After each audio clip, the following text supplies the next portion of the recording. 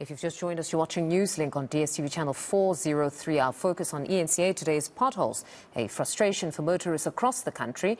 Now, while some holes are left to become bigger and bigger, others get a quick fix only to reappear a few days later. Reporter Pule Letshwiti-Jones is on the roads in Johannesburg for us this morning, speaking to motorists. Good morning yet again, Pule. What are motorists saying? How are they navigating these potholes?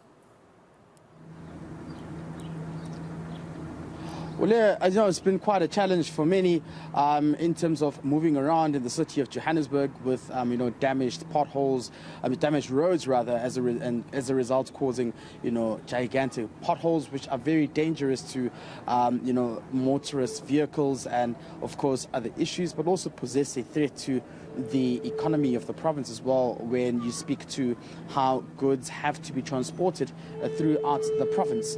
And earlier on we spoke to the MEC of Transport spokesperson Lisiba Mpia, who said that the MEC has now had to resort to actually trying to assist some of the municipalities which are affected as well, because it seems as though some roads are as a competence of the municipality, so they're supposed to look into that, but it's not something which is being done speedily as well. So it's a problem. In the city of Johannesburg, where we are today, we tried to speak to the Joburg Road Agency, but they haven't spoken to us yet, in fact saying that they can only speak to us tomorrow. And this comes in the wake of the State of the Province address, which is expected to highlight some of the challenges the city faces. And as you can see on your screen, how some of those roads look like. It's quite terrible. Some motorists really cannot move throughout these terrible conditioned roads. So you get a sense that this is something the municipality really needs to look into thoroughly to ensure that motorists can move here properly. But before we speak to motorists, let's just take a listen to what Lisiba had to say in the morning when we spoke to him. So what happens is that we've got a road network of around 5,000 kilometers, of which is dissected between central municipalities and the province. And in terms of the potholes, we can tell you that through our Pothole Fix app, about 82% of the reported potholes are non-provincial roads potholes. So it has got to be a collaborated effort between ourselves. There's very minimal potholes on central roads, but there's a lot of potholes collectively in the municipal roads. And not to say we are vindicating the province, but we have opted for a more preventative and a periodic maintenance program that ascertains that a pothole does not prompt a major rehabilitation process. So yes, very much so. It is a concern to us. And what we don't want to do is to start shifting the buck. And hence we have been, the MEC has been up and about through IGR processes trying to sign memorandums of understanding. You know the financial situation in the Vaal area. And we as a province have taken 18 roads, of which we are going to fix in the Sidibeng area. So yes, it's very much a concern to us as the provincial authority. All right. So, Pule, basically the province is saying they actually are on it and they don't want to shift the buck or shift the blame to any other structure of government.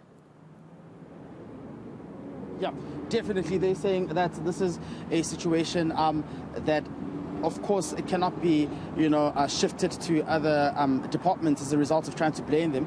But they have to work together in trying to ensure that they can assist, taxpayers at the end of the day. Maybe perhaps if we can just get off this bucky where we are stationed currently, so we can get a sense of what road motorists are saying at a robot nearby where we're standing currently. I'm just going to excuse for the shaky visuals that we're currently experiencing here.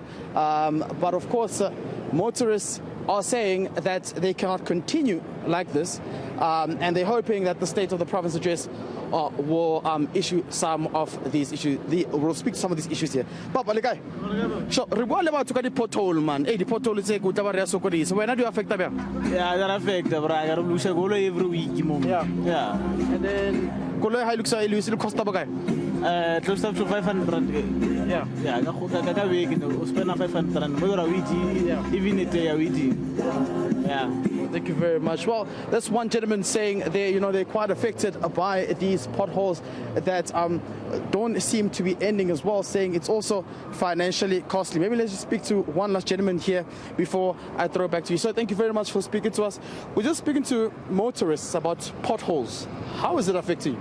Is it affecting too much because of indlela masihamba imoto lezi imgwaqo amathaya kahle kahle sazi ukuthi senzeni noma bazama laba bafake umhlabathi endleleni ukuthi masindlula sibanika amathorana basincengisa mara amaphothole asilimaza ngoba ukuthi ithayela liyadura le moto. And it costa malini mayiso itayere vele? Itayere ngoba ukuthi la siyarenga uvuya sithenga le 1600 rand. Yeah.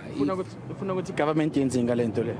I-government ezilungalungisa imgwaqo le moshikile if bayirepotela ilungisa yalex ngaba sharp. Yeah, mina ngibona kanjalo. Niyareporta lapha vele Alex umgwaqo ukuthi umgwaqo uyareportiwa obvious ngoba ukuthi siyabona sometimes ukunye bana kuyivala ngespeed ukunye iyaleka ngalendlela. All right. No, thank you very much. Well, there you go. Some of the motorists saying that they do report some of these roads which really are in a terrible condition, but they're hoping that there can be a much more prompt response looking into some of these roads, and they're hoping that these are the issues that can be addressed, particularly also in that State of the Province address, which will be looking at some of the challenges that are, of course, continuing to affect the city. Let's hope there is a comprehensive response to the potholes crisis and overall the number of challenges that continue to plague the province of Gauteng today when we hear the Premier address a number of those. Pule, thank you very much for that update. That's reporter Pule Letshwiti-Jones.